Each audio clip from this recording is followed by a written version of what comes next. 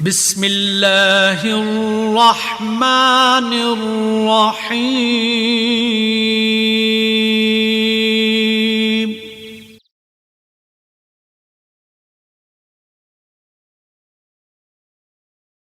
کامل ولی کی صحبت اختیار کرو گے تو انشاءاللہ تعالی وہ دن یقیناً آ جائے گا کہ آپ کا قلب بھی اللہ کے ذکر سے جاری اور ساری ہو جائے گا. وما علینا الا البلاغ. میں دعوت خطاب دے رہا ہوں عالی ذی مرتبت قبلہ و محترم جناب ریاض احمد گوہر شاہی دامت برکاتہم العالیہ کو کہ وہ اپنے ایمان افروز خیالات سے آپ کو اور اپنے مستفیض فرمائیں اس شعر کے ساتھ کہ وہ سحر جس سے لرزتا ہے شبستان وجود، وہ سحر جس سے لرزتا ہے شبستان وجود، ہوتی ہے بندہ مومن کی اذان سے بیدا. استقبال فرمائے. نعرہ تکبیر، اللہ اکبر، نعرہ رسالت، یا رسول اللہ، نعرہ حیدری، یا علی، نعرہ غوثیہ، یا غوث المدد، یا غوث المدد، المدد، المدد، یا غوث المدد.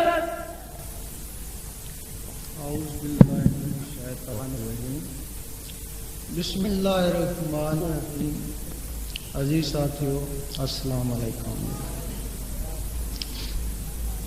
سب سے تو پہلے ہمیں اس بابری مسجد کے شہید ہونے کا بہت افسوس ہے. ہر مسلمان کو ہوگا، لیکن ایک اور اس سے بھی عظیم مسجد ہے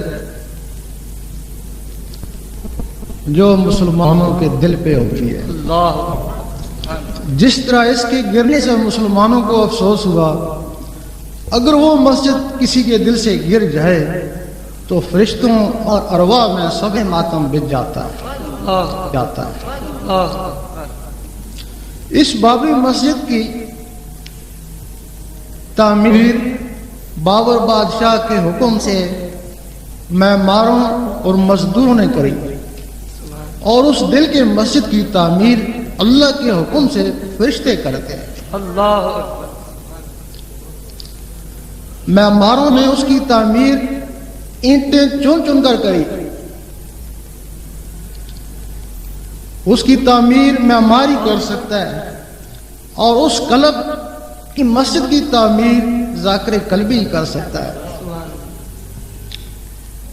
وہ اینٹیں چن چن کر کرتا ہے، اور یہ دل کی دھڑکنوں کو اللہ اللہ میں ملا کر کرتا ہے. جب انسان مسجد بناتے ہیں پھر اسی کی خود تعظیم کرتے ہیں، اور جب وہ فرشتے اس قلم میں مسجد کو تعمیر کرتے ہیں پھر اسی جسم کے آگے جا کے جھکتے ہیں. اب ہر آدمی مسجد تعمیر نہیں کر سکتا، اس کے لیے ایک ہنر ہے. اسی طرح ہر مسلمان یہ دل کی مسجد تعمیر نہیں کر سکتا، اس کے لیے ایک علم ہے. وہ علم خاص ہے، اور اسی علم کی تشریح کرنا چاہتا ہوں. حضور پاک کے زمانے میں دو طرح کا علم تھا، ظاہری اور ایک باطنی. ایک زبان والوں کے لیے اور ایک دل والوں کے لیے. زبان والے علم کو شریعت بولتے ہیں اور دل والے علم کو طریقت بولتے ہیں. آپ کے زمانے میں جن لوگوں نے صرف ظاہری علم سیکھا، ظاہری پہ قناعت کری، وہی کوئی منافق ہوا اور کوئی خارج ہوا. اور جن لوگوں نے وہ باطنی علم بھی حاصل کیا وہ تو اے صحابی یا رسول اللہ کہلائے، اور ولیوں سے بھی اعلیٰ مقام حاصل کر کے چلے گئے. وہ باطنی علم کتابوں میں نہیں ملتا، حدیث شریف میں نہیں ملتا. قرآن مجید میں سے اس کے اشارے ہیں کہ خضر علیہ السلام کو علم لدنی تھا. حدیث شریف میں اس کے اشارے ہیں. حضرت ابو ہریرہ رضی اللہ تعالیٰ فرماتے ہیں مجھے حضور پاک سے دو علم ملے، ایک تمہیں بتا دیا، اگر دوسرا بتاؤں تو تم مجھے قتل کر دو. اللہ اکبر.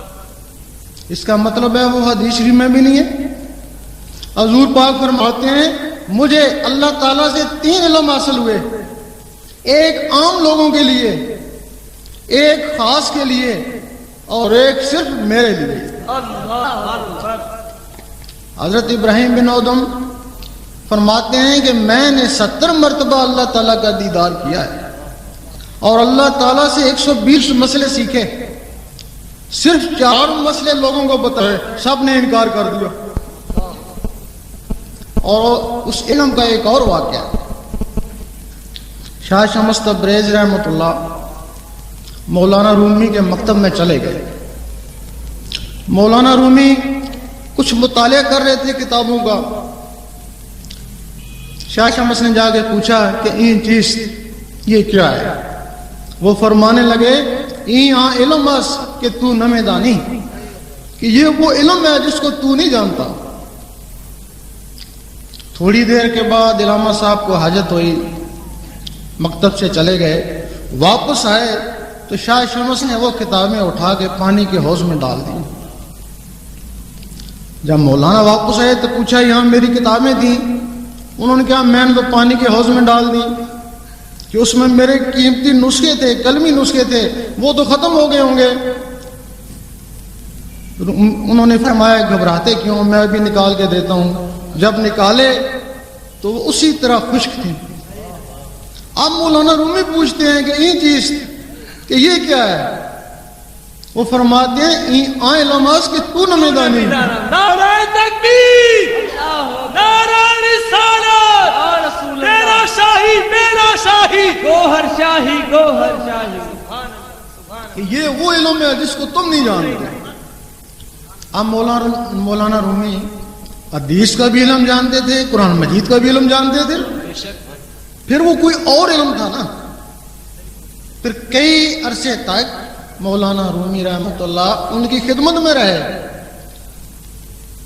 جب ان کے اوپر وہ علم منکشف ہوا تو بے اختیار کہنے لگے مولوی ہرگز نہ شد مولائے روم تا غلام تبریزی نہ شد، کہ مولوی کبھی بھی مولائے روم نہیں بن سکتا جب تک کسی تبریز کی غلامی نہ کرے۔ اس علم کو بہت کم عالم ہیں جو جانتے ہیں، بہت کم ہیں، محدود ہیں، لیکن وہ گمنام ہے۔ اگر 2-4 زہر ہوئے کاظمی صاحب کی طرح یا مشوری صاحب کی طرح تو ہوئے، لیکن باقی گمنام۔ بہت سے علماء ہیں جو اس علم کو مانتے ہیں لیکن جانتے نہیں، اقرار ضرور کرتے ہیں لیکن وہ جانتے نہیں ہیں۔ اور اکثریت ان علماء کی ہے کہ جو اس کو مانتے ہی نہیں ہیں، بالکل ہی انکار کرتے ہیں۔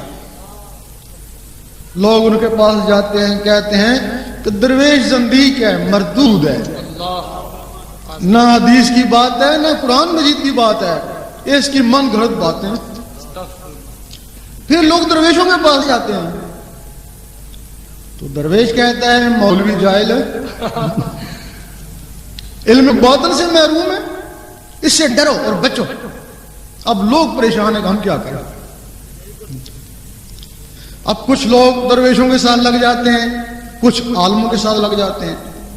لوگوں کے لیے بہتر یہی ہے کہ وہ ظاہری علم عالموں سے سیکھیں اور باطنی علم درویشوں سے سیکھیں۔ بعض زمانے میں ایسا بھی ہوا ہے کہ ایسے حضرات بھی آئے جو ظاہر اور باطن میں یکساں تھے۔ اگر ایسا آدمی مل جائے تو وہ ان دونوں سے بہتر ہے۔ جس طرح غوث پاک تھے، داتا صاحب تھے، خواجہ صاحب تھے۔ اب وہ باطنی علم کیا ہے؟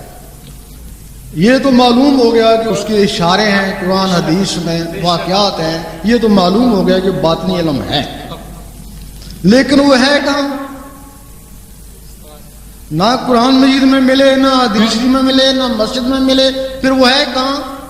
وہ حضور پاک کے سینے مبارک میں ہے۔ سبحان اللہ، سبحان اللہ۔ جس طرح ظاہری علم کے لیے سفید کاغذ چاہیے، اسی طرح باطنی علم کے لیے سفید سینہ چاہیے۔ قرآن مجید کے 3 لفظوں میں باطنی علم کی ابتدا ہے۔ وہ تم کہتے ہو کہ حروف مقطعات، کبھی اس کی طرف تم نے غور ہی نہیں کیا کہ یہ حروف مقطعات ہے، آگے چلو۔ لیکن وہ جو 3 لفظ ہیں الف لام میم، اسی میں باطنی علم کی ابتدا ہے۔ یہ الف لام میم ذکوریت میں ہے۔ الف الف سے اللہ کا ذکر کر، اللہ اللہ کر۔ اگر اس کی جلالت سے ڈرتا ہے تو پھر لام سے لا الہ الا اللہ کا ذکر کر، سبحان اللہ، یہ معتدل ہے۔ اگر اس کی معتدلی سے ڈرتا ہے پھر میم محمد رسول اللہ کا ذکر کر۔ نعرہ تکبیر، نعرہ رسالت، تیرا شاہی میرا شاہی، گوہر شاہی گوہر شاہی۔ اگر تو اس سے بھی ڈرتا ہے تو پھر ٹھیک ہے، کتاب میں لگے رہے، اسی میں الجھا رہے۔ یہ الف لام میم یہ طریقت ہے۔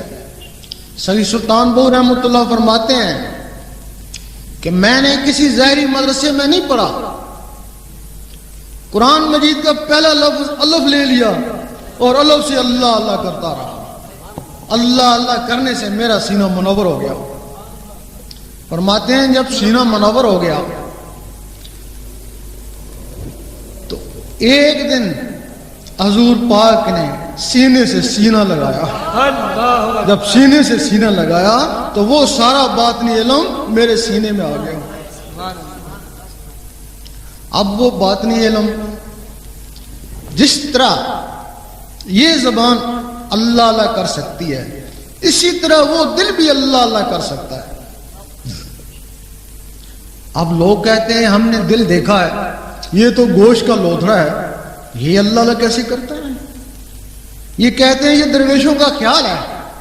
اگر تم اس کو حقیقت سمجھو، یقین کرو تمہیں اس کے بغیر نیند نہ آئے، سبحان اللہ، لیکن تم کہتے ہو یہ خیال ہے، کہتے ہو ہم نے جانوروں کا دیکھا ہے دل، وہ گوشت کا لوتھڑا ہے، انسان کا دل بھی گوشت کا لوتھڑا ہے، وہ کیسے اللہ اللہ کرتا ہے؟ یہی کہتے ہو نا۔ اور ہم کہتے ہیں کہ یہ زبان یہ بھی گوشت کا لوتھڑا ہے، یہ اللہ اللہ کیسے کرتی ہے؟ سبحان اللہ، سبحان اللہ، یہ ادھر لٹکی ہوئی ہے دو جبڑوں کے درمیان، اور وہ گوشت کا لوتھڑا دو پسلیوں کے درمیان، سبحان اللہ، فرق تو کچھ بھی نہیں ہے۔ اس زبان کو اللہ اللہ کرانے کے لیے ایک مخلوق ہے جس کا نام ہے لطیفہ اخفا، وہ سینے کے درمیان میں ہے۔ یہ زبان اس کا ذریعہ ہے۔ اگر کسی کی وہ لطیفہ اخفا ختم ہو جائے تو ڈاکٹر کہتے ہیں زبان تو صحیح ہے، یہ بولتا کیوں نہیں ہے؟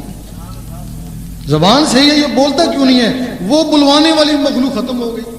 انسانوں اور جانوروں میں صرف ان مخلوقوں کا فرق ہے۔ اگر یہ مخلوقیں جانوروں میں ہوتی، زبانیں ان کی بھی ہیں، وہ بھی کچھ توتلا بول ہی لیتے۔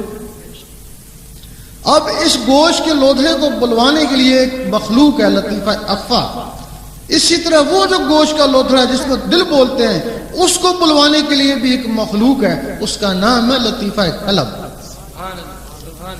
فرق یہ ہے کہ یہ مخلوق آزاد ہے، لطیفہ اخفا آزاد ہے، اور وہ لطیفہ قلب 1,80,000 جالوں کے اندر بند ہے۔ اگر کوئی شخص اس مخلوق کو بھی آزاد کرا لے تو جس طرح یہ زبان اللہ اللہ کرتی ہے، اسی طرح وہ گوشت کا لوتھڑا اللہ اللہ کرتا ہے۔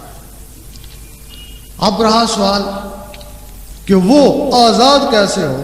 وہ 1,80,000 جالوں کے اندر بند ہے۔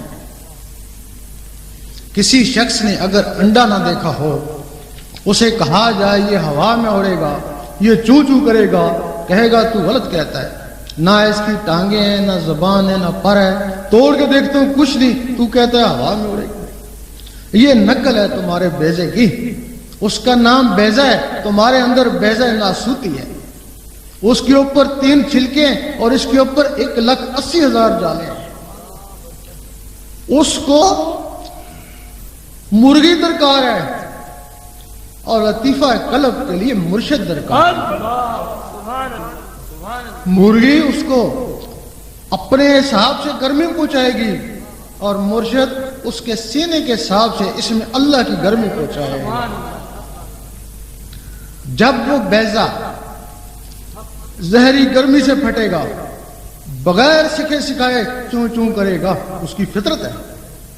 اور جب یہ بیضہ اس میں اللہ کی گرمی سے پھٹے گا تو بغیر سکھے سکھائے اللہ اللہ کرے گا، اس کی فطرت ہے۔ اس وقت آدمی دیکھے گا میں تو نہیں کر رہا، لیکن میرے اندر کون اللہ اللہ کر رہا ہے۔ اس وقت آدمی اس مخلوق کا استاد بن جائے گا۔ تمہارے اس ڈھانچے میں 7 مخلوقیں بند ہیں، 9 ان کے خلیفے ہیں، 9 تو 7 16، ایک تم 17 ہو۔ اس ڈھانچے میں 17 ہو۔ اب جو وہ مخلوق اللہ اللہ کرنا شروع کر دے گی، تم اس کے استاد بن جاؤ گے۔ یہاں سے پھر 2 طرح کی تسبیح چلتی ہے، ایک پتھر کی تسبیح، ایک دل کی تسبیح۔ پتھر کی تسبیح کا کیا کام ہے؟ وہ کرتی ہے ٹک، زبان کرتی ہے اللہ، وہ کرتی ہے ٹک، زبان کرتی ہے اللہ۔ اب اللہ کو ایک دفعہ مان لینا کافی ہے۔ یہ گھڑی گھڑی اللہ اللہ کیوں کرتے ہیں؟ جس طرح بادل آپس میں ٹکراتے ہیں تو بجلی پیدا ہوتی ہے، اسی طرح جب اللہ اللہ آپس میں ٹکراتے ہیں تو وہ نور بنتا ہے۔ سبحان اللہ، نعرہ تکبیر، اللہ اکبر، نعرہ رسالت یا رسول اللہ، سبحان اللہ سبحان اللہ۔ اب جو اللہ اللہ ہو رہی ہے وہ بھی بار ہے، تسبیح بھی بار ہے، دھیان ہے وہ بھی بار ہے، اور وہ جو نور بن رہا ہے وہ بھی بار ہے۔ عبادت ضرور ہے لیکن یہ روحانیت نہیں ہے۔ اسی طرح کی تسبیح تمہارے اندر ہو گئی ہے، وہ بھی ٹک ٹک کر رہی ہے۔ اب آدمی اس مخلوق کو بولتا ہے کہ تیری تسبیح یہ ہے، اس کے ساتھ اللہ اللہ ملا۔ جب اس کے ساتھ اللہ اللہ ملتی ہے تو اللہ اللہ بھی اندر، دھیان بھی اندر، اور وہ جو نور بنا وہ بھی اندر۔ سبحان اللہ سبحان اللہ۔ یہ روحانی ابتدا ہے۔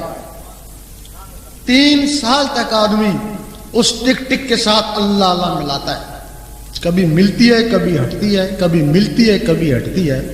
3 سال کے بعد اتنی پختہ ہو جاتی ہے کہ آدمی ڈٹ کر سوتا ہے اور وہ اللہ اللہ کرتا رہتا ہے۔ اس وقت سید سلطان بو رحمۃ اللہ فرماتے ہیں، کچھ جاگتے ہوں سوتے ہو تو کچھ سوتے ہوں جاگتے ہو۔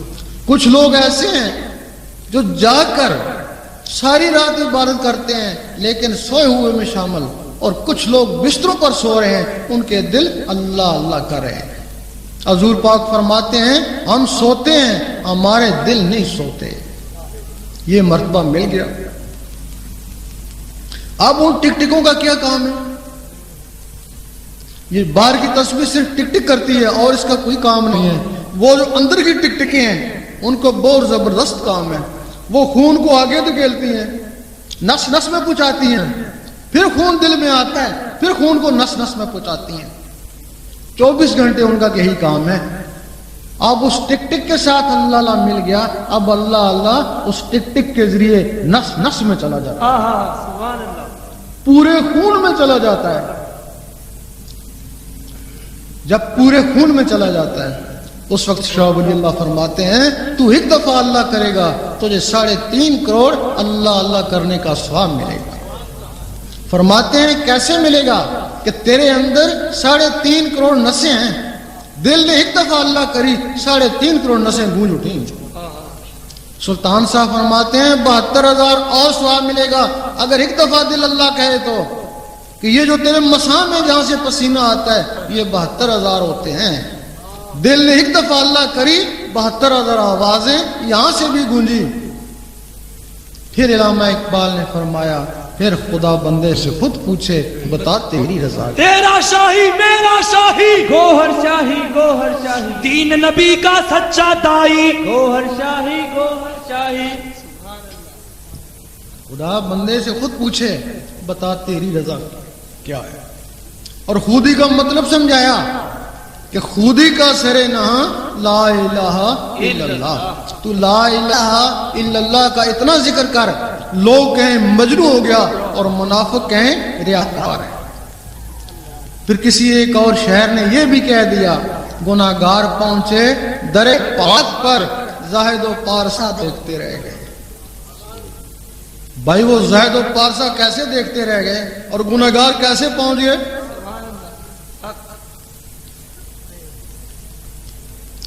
ایک زاہد و پارسا تھا، نماز پڑھی، نیکی کری، کرامن کاتبین نے لکھ لی فائل کے اوپر، لیکن اس کے ساتھ تھوڑا سا تکبر بھی دل میں آ گیا۔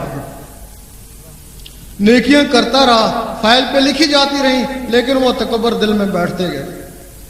یہاں باطنی علم کی ضرورت تھی، وہ باطنی علم وہ جانتا ہی نہیں ہے۔ جب سینہ تکبر سے بھر گیا اور فائل نیکیوں سے بھر گیا، جب تکبر آیا تو اس کے اور بھی دوست ہیں، حرص ہے، حسد ہے، بخل ہے، کینہ، وہ بھی اس کے سینے میں اکٹھے ہو گئے۔ اللہ تعالیٰ کبھی کبھی اس مخلوق کو دیکھتا ہے، اس زہد کو بھی دیکھا۔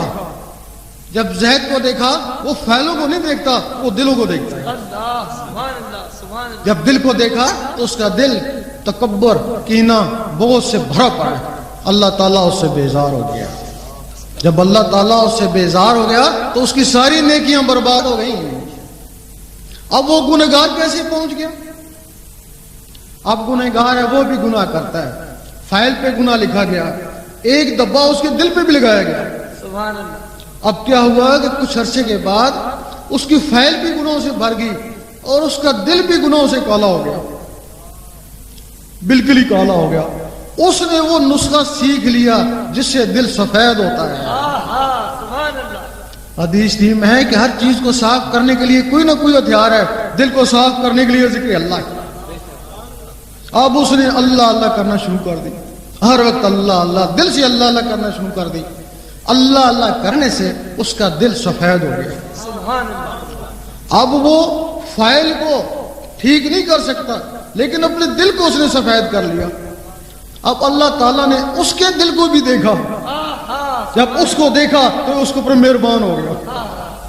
جب اس کے اوپر مہربان ہو گیا اور فائل لکھی کی لکھی رہ گئی، اور اللہ اللہ کرنے والوں میں ایک اور صفت آ جاتی ہے، کیونکہ اللہ تعالیٰ بہت ہی سخی ہے، اور جو اللہ اللہ کا ذکر کرتا ہے وہ بھی سخی ہو جاتا ہے۔ اب بہت کنجوس آدمی کو اللہ اللہ کے ذکر میں لگا دیں، تھوڑے دن بعد پتہ چلے گا کہ بہت ہی سخی ہو گیا۔ حضرت عیسیٰ علیہ السلام نے شیطان سے پوچھا، بتا تیرا بہترین دوست کون ہے؟ وہ کہنے لگا کہ کنجوس عابد۔ کہ وہ کیسے؟ کہ اس کی عبادت کو اس کی کنجوسی رائگاں کر دیتی ہے۔ اور تیرا سب سے بڑا دشمن کون ہے؟ اس نے کہا کہ وہ گناہگار سخی۔ کہ وہ کیسے؟ کہ اس کے گناہوں کو اس کی سخاوت جلا دیتی ہے۔ جب کوئی شخص اس اللہ اللہ میں یہاں تک پہنچتا ہے، اس کے نس نس میں اللہ اللہ چلا جاتا ہے، اس کے خون میں اللہ اللہ چلا جاتا ہے، تو کسی کے دل پر لفظ اللہ درج ہو جاتا ہے۔ کچھ عرصہ ہوا، ترکی میں ایک آدمی کے دل کا آپریشن ہوا، اس کے دل کے اوپر لفظ اللہ لکھا ہوا تھا۔ یہ خبر اخباروں میں بھی آئی تھی۔ خواجہ بہاؤالدین نقشبند رحمۃ اللہ لوگوں کے دلوں پہ لفظ اللہ نقش کر دیتے، لوگوں کو نظر آتا، تب ان کو نقش بندی کہتے ہیں۔ نعرہ تکبیر، اللہ اکبر، نعرہ رسالت، یا رسول اللہ، جو ہونا عشق مصطفیٰ تو زندگی فضول ہے۔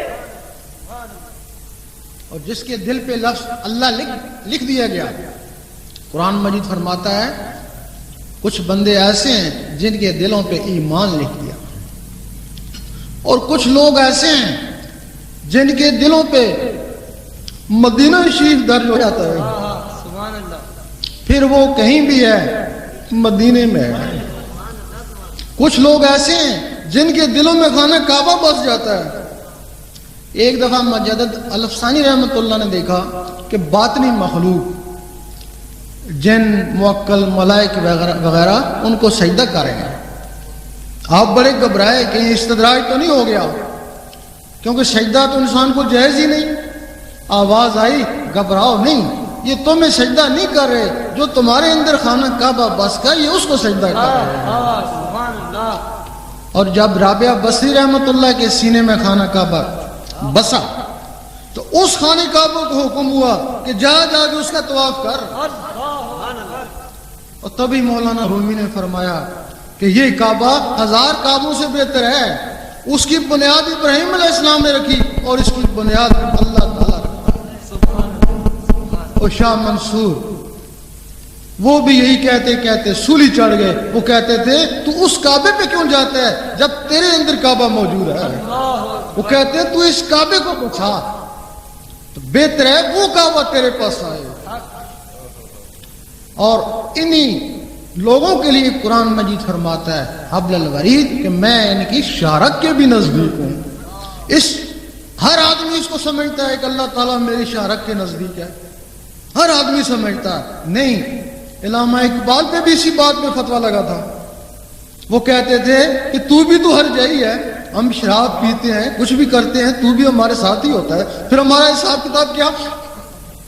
جب تو شارک کے نزدیک ہے تو پھر ہمارا حساب کتاب کیا؟ تو بھی شامل ہے. اسی بات پہ فتویٰ لگا تھا. پھر انہوں نے یہی راز کھولا تھا نہیں, اللہ تعالیٰ انہی کے شارک کے نزدیک ہے جن لوگوں نے اللہ تعالیٰ کو اپنے دلوں میں بسایا. سبحان اللہ, سبحان اللہ. اور انہی کے لیے حدیث ہے, انہی لوگوں کے لیے کہ بندہ نوافل کے ذریعے میرا اتنا قرب حاصل کر لیتا ہے کہ میں اس کی زبان بن جاتا ہوں جس سے وہ بولتا ہے, اور میں اس کے ہاتھ بن جاتا ہوں جس سے وہ پکڑتا ہے. جب کوئی شخص یہاں تک پہنچ جاتا ہے وہ مومن کہلاتا ہے. وہ پہلا درجہ مسلمان کا ہے. مسلمان میں 72 فرقے ہیں, ایک دوسرے کو کافر منافق کہتے ہیں, لیکن مومن میں کوئی فرقہ نہیں ہے. مومن سارے بھائی بھائی ہیں. مومن نہیں کہتا میں سنی ہوں, میں شیعہ ہوں, میں وہابی ہوں. مومن کہتا ہے بس امتی ہوں تمہارا یا رسول اللہ. ہر آدمی سمجھتا ہے کہ میں مومن ہوں. نہیں, سورۃ حجرات میں مومن کی تشریح ہے. اعراب نے کہا ہم ایمان لے آئے. اللہ تعالیٰ نے فرمایا نہیں, ان کو کہو صرف اسلام لائے. مومن تب بنو گے جب نور تمہارے دل میں اترے گا. یہاں تک جب کوئی عام آدمی پہنچ جاتا ہے تو پھر وہ نور کہلاتا ہے. لوگ حضور پاک کو بھی نور نہیں مانتے, لیکن یہاں تک جو آدمی عام پہنچ جائے وہ بھی نور کہلاتا ہے. اور اگر کوئی عالم ہو تو پھر وہ نور علی النور کہلاتا ہے. انہی عالموں کے لیے حضور پاک فرماتے ہیں کہ میرے عالم بنی اسرائیل کے نبیوں کی مانت ہے. اور واقعی ان عالموں کی توہین دین اسلام کی توہین ہے. اور جو اس علم باطن کے بغیر عالم ہے وہ تو مشکوک ہیں. وہ تو جدھر منافع دیکھتے ہیں ادھر ہو جاتے ہیں. کبھی بے نظیر کے ساتھ ہو گئے اور کبھی نواز شریف کے ساتھ. میرا شاہی میرا شاہی گوہر شاہی گوہر شاہی, دین نبی کا سچا دائی. گوہر شاہی جن سے ہم نے نعمت پائی. گوہر شاہی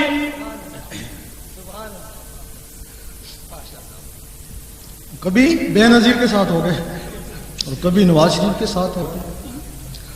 اب یہ قلب کی صفائی, اس کے 2 طریقے ہیں. یا تو ذاکر قلبی ہو, ہر وقت اللہ اللہ کرتا رہے, اس کا دل منور ہو جائے گا. یا کسی کامل کی نظر میں ہو. اگر کامل کی نظر میں ہے, اس کا مرشد کامل ہے, تو وہ اگر ذکر بھی نہیں کرتا ہے تو اس کامل کی نورانی نظر اس کے قلب کو منور کرتا ہے. میرا ماہی گوہر شاہی میرے تیرے دل کا ماہی. گوہر شاہی. اور جو لوگ کہیں بیت بھی نہیں ہیں, کاملین کو بھی نہیں مانتے ہیں, تو ان کی قلب کی صفائی کیسی ہوگی؟ ان کے لیے حدیث ہی میں کہ جس کا کوئی مرشد نہیں اس کا مرشد شیطان ہے. اس کا مرشد شیطان ہی ہے. ان کے دلوں میں اللہ اللہ نہیں جا سکتا. جب اللہ اللہ نہیں جا سکتا تو مخالف چیزیں, شیطانی چیزیں ان کے دلوں پہ قبضہ کر لیتی ہیں. شیطانی چیزوں کے ان کے دلوں پہ قبضہ ہو جاتا ہے. اب یہ جو واقعہ ہے یہ مومن تک ہے. یہ جو مدارج ہیں یہ مومن تک ہیں. ولایت اس کے آگے.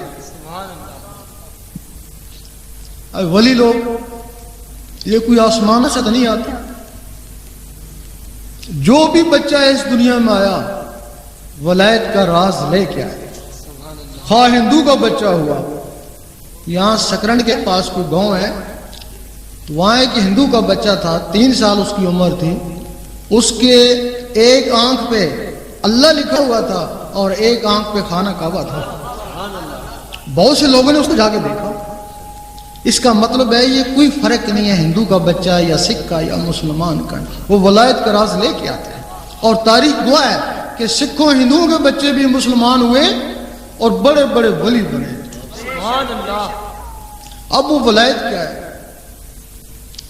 یہ جو جسم عبادت کرتا ہے یہ ولایت نہیں ہے. ساری عمر آپ اس جسم سے عبادت کریں یہ ولایت نہیں ہے. ولایت وہ ہے جو جسم کے اندر ہے، اگر وہ باہر نکل کر عبادت کرے تو وہ ولایت ہے. یہ جسم حضور پاک کی محفل میں نہیں پہنچتا ہے، وہ جو جسم کے اندر کی چیزیں ہیں وہ نکل کے حضور پاک کی محفل میں پہنچتی ہیں. آپ نے دیکھا ہوگا خواب میں یہاں سوتے ہو دوسرے شہر میں گھومتے ہو، تم تو نہیں ہوتے، تمہاری کوئی چیز ہوتی ہے جس کا نام ہے لطیفہ نفس. وہ ہر کسی کا آزاد ہے، شیطانی محفلوں میں گھومتا رہتا ہے. اب وہ تمہاری روحانی چیزیں جو نسوں میں پیوست ہیں، اب ان کو بھی اللہ کی غذا ملی، وہ بھی بیدار ہو گئی. اب تم نے خواب میں دیکھا حضور پاک کے روزے کے گرد منڈلا رہے ہو، خانہ کعبہ کا طواف کر رہے ہو، وہ ان چیزوں کی وجہ سے. ان کی غذا گوشت روٹی نہیں ہے، ان کی غذا اللہ کا نور ہے.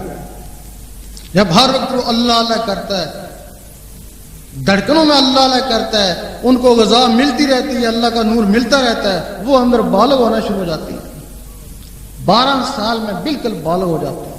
جس طرح 15 سال میں بچہ بالغ ہو جاتا ہے، اس طرح 12 سالوں میں وہ چیزیں بھی بالغ ہو جاتی ہیں. اس وقت تم نے سوچا دیکھیں حضور پاک کیا کر رہے ہیں، تم نے سوچا وہ اس سینے سے نکل کے حضور پاک کے قدموں میں ہے. بلے شاہ فرماتے ہیں لوکی 5 ویلے عاشق ہر ویلے، لوکی مسیتی عاشق قدمہ. کہ جو لوگ 5 وقت رب کو یاد کرتے ہیں، نماز بھی رب کی یاد ہے، ان کی انتہا مسجد ہے، باجماعت ہو جائیں گے اور کیا کریں گے. لیکن جو لوگ اس کے ساتھ ہر وقت اللہ اللہ کرتے ہیں وہ حضور پاک کے قدموں میں پہنچ جائیں گے. قدموں میں پہنچ گئے نوازے تو گئے. تیرا ماہی میرا ماہی گوہر شاہی گوہر شاہی، میرے تیرے دل کا ماہی گوہر شاہی گوہر شاہی. ان چیزوں کا تعلق تمہاری سوچ سے ہو گیا. اب تم نے سوچا دیکھیں اوپر کیا ہو رہا ہے، تم نے سوچا وہ چیزیں سینے سے نکل کر اوپر پرواز کر دی. فرشتوں نے روکا، نہیں رکی، کہنے لگے جو کچھ بھی ہے بیت المعمور سے آگے جل جائے گا. وہاں تو فرشتے بھی نہیں جا سکتے، اور یہ بیت المعمور سے بھی آگے چلی گئی، وہاں پہنچ گئی جہاں رب کی ذات ہے. ظاہری جسم سے حضور پاک وہاں پہنچے اور ان مخلوقوں کے ذریعے ولی وہاں پہنچتے ہیں.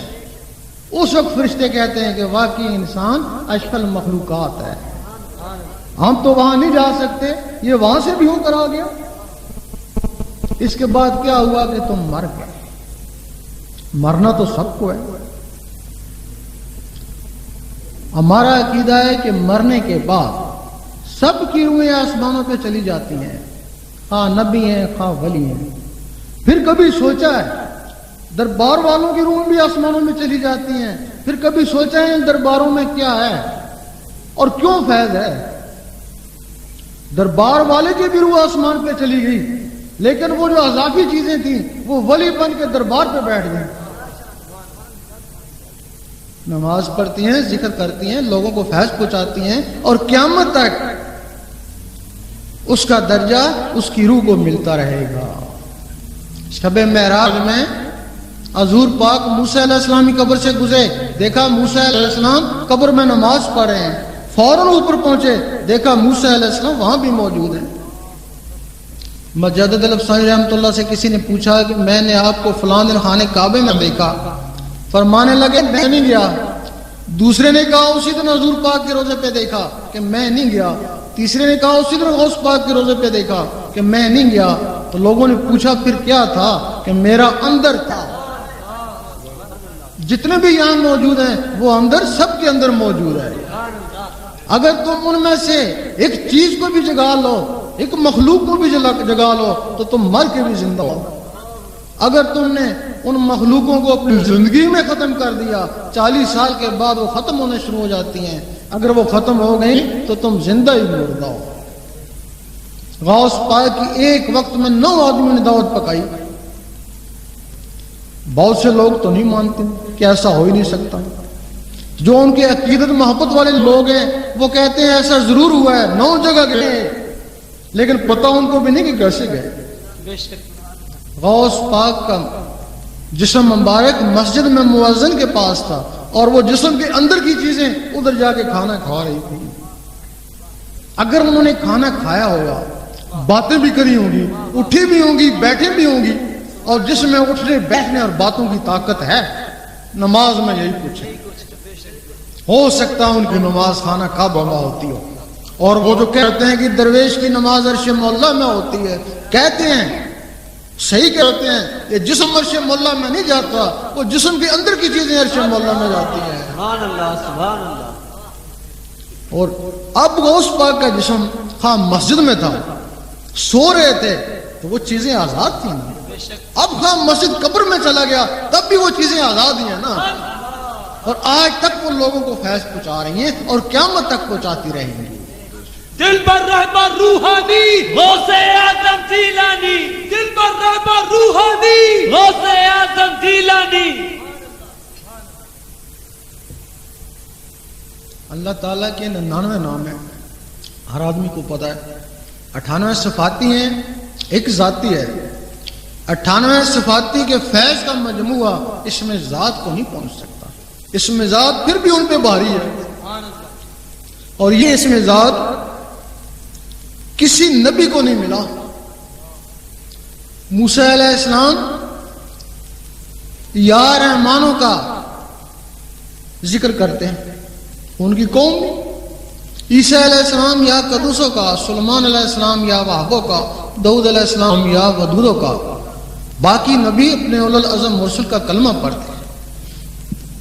ایک دن موسیٰ علیہ السلام نے کہا اے اللہ دیدار دے، جواب آیا تاب نہیں ہے۔ سوچنے لگے کسی میں تاب ہوگی، جواب آیا ایک میرا حبیب اور اس کی امت۔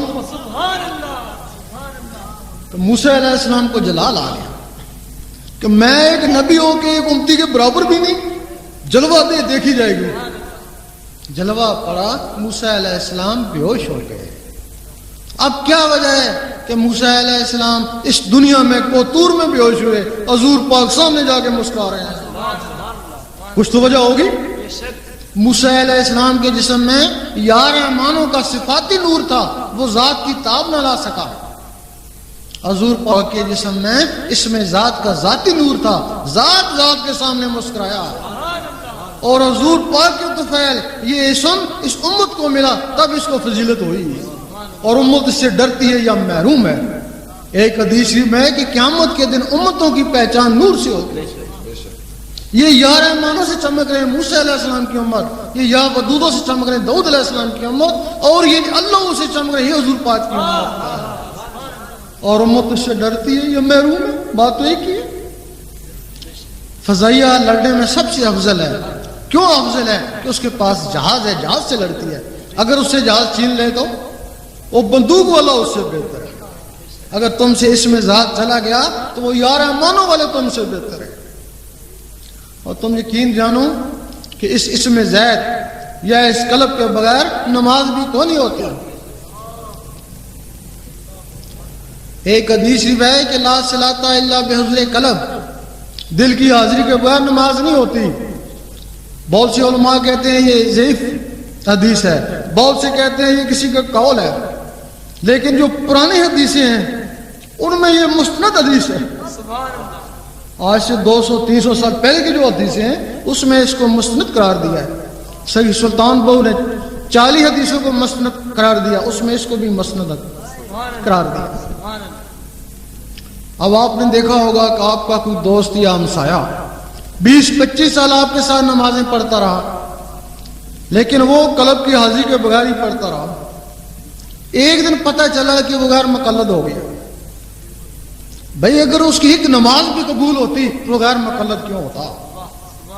اس کا مطلب ہے کہ اس کی ایک نماز بھی قبول نہیں ہوئی۔ جس طرح تم ہو اس طرح وہ تھا۔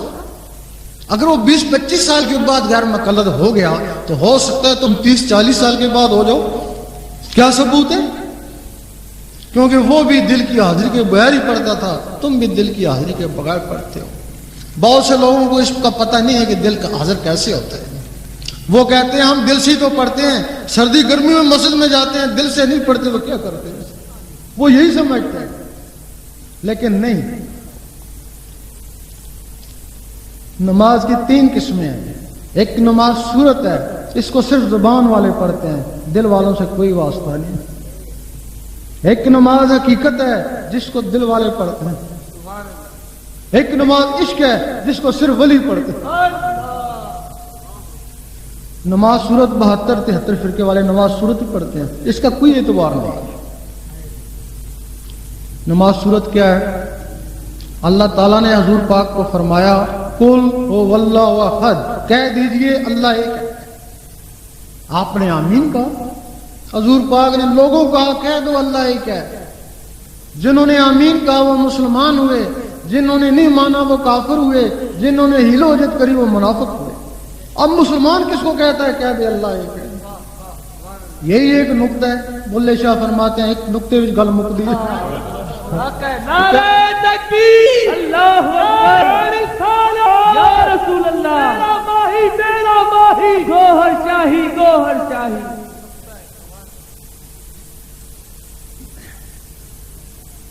تم اپنے دل کو کہتے ہو کہہ دے اللہ ایک ہے، وہ جواب دیتا ہے گھر میں آٹے نہیں ہے، ایلوج کرتا ہے نا. پھر کہتے ہیں اللہ سمد، اللہ بے نیاز ہے، دل جواب دیتا ہے بیوی بیمار ہے. ایلوج کرا نا اس نے، مانا نہیں.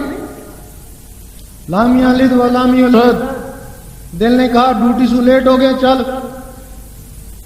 کافروں کی زبان اقرار نہیں کرتی، منافقوں کے دل تصدیق نہیں کرتے، اور فاسقوں کے جسم عمل نہیں کرتے. بتاؤ تمہارا دل تو منافق تھا، اب منافق دل کی نماز کیسے ہوگی؟ ساری عمر پڑھتا رہے، منافق کی نماز کیسے ہو سکتی ہے؟ اس کا دل ہی منافق تھا. یہ نماز قرآن مجید فرماتا ہے کہ ان نمازوں کے لیے تباہی ہے جو نماز حقیقت سے بے خبر ہے. یہ نماز تباہی بن جاتی ہے اور دکھاوا بھی ہے. دکھاوا کیسے ہے؟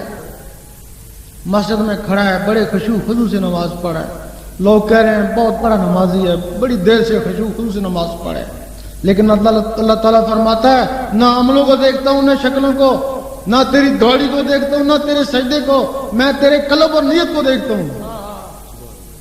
جس کو دنیا دیکھتی ہے اس میں ٹینشن کھڑا ہے، اور جس کو اللہ دیکھتا ہے اس میں کاروبار، بیوی بچے. یہ نماز دکھاوا ہے. ساری عمر اکیلے پڑھتے رہے تب بھی یہ نماز دکھاوا. اور یہ نماز تباہی بھی ہے. تباہی کیسے ہے؟ نماز پڑھی، لوگوں نے کہا 5 وقت کا نمازی ہے، وہ تکبر آیا ہے نا. اور دوسرے نے کہا تہجد بھی پڑھتا ہے، اور تکبر آیا. اور تیسرے نے ہاتھ پاؤں میں تعظیم کری، اور سینے میں تکبر آیا. اور ایک دن بے نمازی کو دیکھا، بڑی حقارت سے دیکھا کہ میں تم سے بہتر ہوں. یہ نہیں پتا تکبر اجازت را خوار کر نمازیں وہ بھی پڑھتا تھا. حدیث شریف میں ہے کہ جس سینے میں ذرا بھی کبر اور بخل ہے وہ جنت کے قابل نہیں. اور یہ سینہ تو بھر گیا. اب وہ نماز تباہی کیسی ہوگی؟ اب وہ سوچنے لگا اس وقت میرے جیسا دنیا میں کوئی نہیں ہے. اب کہتا ہے کہ چلو ساری سنتیں اپناؤ تاکہ حضور پاک سے بھی مقابلہ ہو جائے. جب دیکھتا ہے کہ ساری سنتیں اپنا لی ہیں پھر کہتا ہے اب مجھ میں تو حضور پاک میں کیا فرق رہا، میرے بڑے بھائی کی طرح ہیں. جب یہاں تک پہنچا تو اس کا ایمان ہی چلا گیا. وہ نمازیں اس کا ایمان بھی لاٹ ہے. یہ نماز صورت ہے. اس کے بعد پھر نماز حقیقت ہے. نماز حقیقت کیا ہے؟ اس کے لیے سب سے پہلے اللہ اللہ سیکھنی پڑتی ہے. دل کی دھڑکنوں کو اللہ اللہ میں لگانا پڑتا ہے. پھر کوشش کرتا ہے کام کاج کرتا رہوں اللہ اللہ ہوتی رہے. اس کو بولتے ہیں دستکار میں دل یار میں. کامیابی ہو جاتی ہے. پھر کوشش کرتا ہے کوئی اخبار رسالہ پڑھتا رہوں اللہ اللہ ہوتی رہے. پھر اس میں بھی کامیابی ہو جاتی ہے. پھر کوشش کرتا ہے نماز پڑھتا رہوں اور اللہ اللہ ہوتی رہے. اس میں بھی کامیابی ہو جائے گی. اس وقت زبان کہے گی کہہ دے اللہ ایک ہے، دل کہے گا اللہ اللہ. پھر زبان کہے گی اللہ الصمد، دل کہے گا اللہ اللہ. دل کہے گا اللہ اللہ. زبان اقرار کر رہی ہے، دل تصدیق کرے ہے اور جسم عمل کرے ہے. زبان ذکر مفصل میں اور دل ذکر مجمل میں. زبان دلیل سے منوا رہی ہے کہ کہہ دے اللہ ایک ہے، دل بغیر دلیل کے مان رہا ہے کہ اللہ ہی اللہ. زبان کا تصرف ہے اور BBC سے بولتے ہیں یہاں سنتے ہو، اور دل کا تصرف ہے یہاں گونجتا ہے عرش مولا والے سنتے ہیں. تمہاری اس نماز کو یہ دل عرش مولا میں پہنچائے گا، وہ نماز مومن کا معراج ہے. سبحان اللہ. تیرا ماہی میرا ماہی گوہر شاہی گوہر شاہی، جن سے ہم نے نعمت پائی گوہر شاہی گوہر شاہی. اور ایک نماز طبعی بن گئی، وہی رکوع سجود، وہی نماز معراج بن گئی. اس کے آگے پھر ولی کی نماز شروع ہوتی ہے. ولی کی نماز کیا ہے؟ ایک دفعہ مجدد صاحب مسجد میں گئے، دیکھا ایک آدمی سو رہا ہے. سمجھے نماز پڑھ کے سویا ہوگا، پھر گئے دیکھا سو رہا ہے، پھر سمجھے نماز پڑھ کے سویا ہوگا. آپ عصر سے مغرب تک مسجد میں رہتے ہیں، مغرب کی اذان ہو رہی ہے اور وہ سو رہا ہے. آپ نے اس کو جھنجھوڑا، اٹھ، یا مسجد سے نکل جا یا نماز پڑھ. وہ فوراً اٹھا، وضو کیا. جماعت کھڑی ہونے والی تھی، بلند آواز سے کہا امام صاحب رک جائیں. امام صاحب رک گئے. فوراً اس نے دی تھی 2 رکعت سنت وقت فجر. سب نمازی دیکھتے ہیں کہ فجر کا سماع ہو گیا. پھر اس نے ظہر کی نماز پڑھی، دیکھتے ہیں ظہر کا سماع ہو گیا. پھر عصر کی نماز پڑھی. راوی لکھتا ہے سورج واپس آ گیا. اس وقت اس نے کہا مجدد صاحب آپ تو صاحب نظر تھے، بہتر تھا مجھے جگانے سے پہلے میرا حال دیکھتے، میں تو اسی کے پاس تھا جس کی تم نمازیں پڑھتے ہو. اور اسی کے لیے بلے شاہ نے فرمایا اساں عشق نماز جدو نیتی ہے تو بھول گئے مندر مسیتی. یہ 3 قسم کی نمازیں ہیں اور تم ایک ہی نماز میں الجھے ہوئے ہو. اب چاہیے تھا کہ نماز صورت سے حقیقت میں جاتے، حقیقت سے پھر عشق میں جاتے. اگر عشق، ایک حدیث شریف میں ہے کہ کسی مومن کا ایک مقام پہ رک جانا حرام. صورت سے حقیقت میں جائے، حقیقت سے عشق میں جائے، عشق سے اگر پھر دیدار میں جائے، فنا میں بقا میں جائے.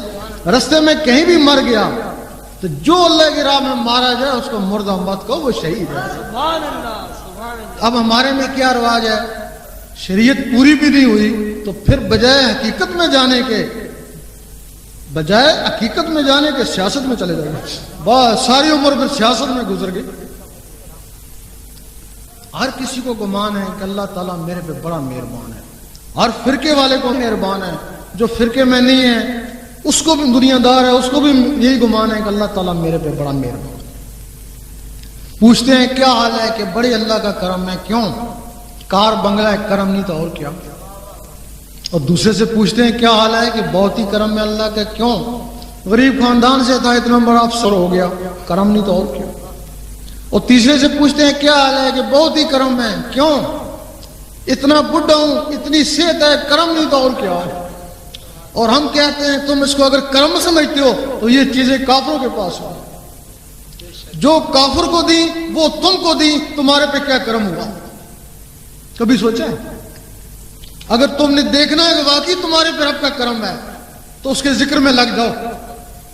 اگر 2 4 5 7 دن میں اللہ اللہ شروع ہو گئی تو اس کا کرم ہو گیا. فَاذْكُرُونِي أَذْكُرْكُمْ، تو میرا ذکر کر میں تیرا ذکر کروں گا. ذکر اسی کا کیا جاتا ہے جس سے دوستی ہو جائے. اگر کوشش کے باوجود اللہ اللہ نہیں ہوتا ہے، الٹا اس کے مخالف ہو گئے، وحشت ہوتی ہے، تو تمہارے پر رب کا کوئی کرم نہیں ہے. اگر کرم ہوتا تو تم کو اپنے نام لہواؤں میں لیتے. اپنے آپ کو پہچاننے کا راز میں کیا ہوں، رب مجھ پہ کتنا مہربان ہے، میرا مرشد کیا ہے، یہی کسوٹی ہے. بزرگوں نے یہی کسوٹی ہے کہ جسے پہچانا جاتا ہے کہ میں کیا ہوں اور رب مجھ پہ کتنا مہربان ہے. اب یہ بات تو بتا دی دل کی، اگر اس پہ عمل بھی نہ ہو تو پھر بیکار ہی ہے. اب اس کی اجازت ہوتی ہے، اللہ اللہ کرنے کی بھی اجازت ہوتی ہے. جس طرح قرآن مجید کی کسی بھی صورت کا اگر آپ وظیفہ کرنا چاہیں تو کسی عامل سے اجازت لینی ہوگی تب وہ کارگر ہوگا، ورنہ رجت ہو سکتی ہے. اگر کسی صورت مزمل یا جن کے لیے اجازت ضروری ہے تو اس میں ذات جس میں پورا قرآن مجید بند ہے، کیا اس کے لیے اجازت نہیں ہوگی؟ اس کے لیے صورتوں کے لیے عمل کی اجازت ہے، اور اس میں ذات کے لیے کامل کی اجازت ہے۔ عمل بھی ایسا جب پھنسے آواز دے فوراً پہنچے، کامل بھی ایسا جب پھنسے آواز دے فوراً پہنچے۔